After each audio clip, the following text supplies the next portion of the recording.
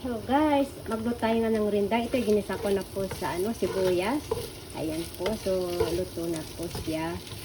So ngayon, nalagay ko na po yung rindang paste natin. Magrindaan po tayo. Ito, nilagay ko na po siya. So, ayan. Ano po yan? Beef cubes po yan. So, ayan po aming dinner. Tapos, luto ko ng white rice. Ayan. Habang niluluto po natin muna. Huwag po na siyang tinanggal dito sa kawali.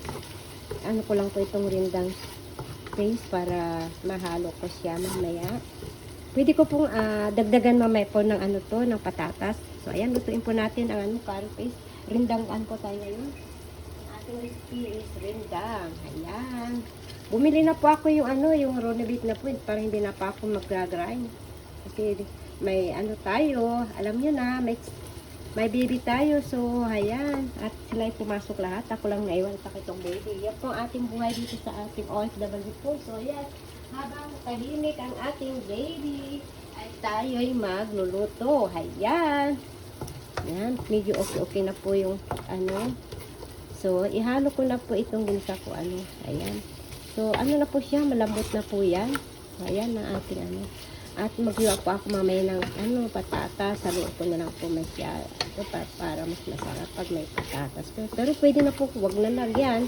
Pero gusto po nilang lagyan ko. So maglagay po ako ng isang pirasong patatas. Ayan po ang ating rindang.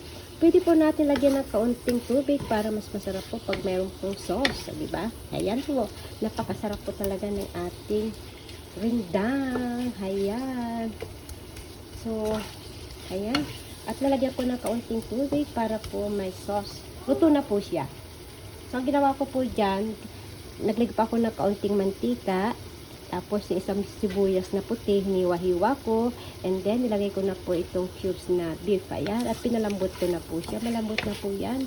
So, ayan. Ang ating rindang recipe po ngayon, ating dinner.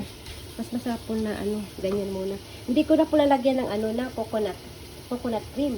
So, ayan. Lagyan na natin ng kaunting sauce. Yan po yung ating mangkok. Ayun. At mas maganda na lang na mainit na tubig ang ilagay natin para mas maganda.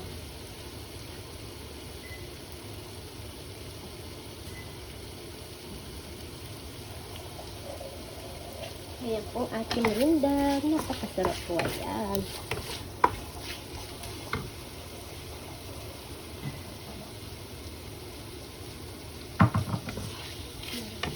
Ayun na po. Lagyan natin ng kaunting tubig.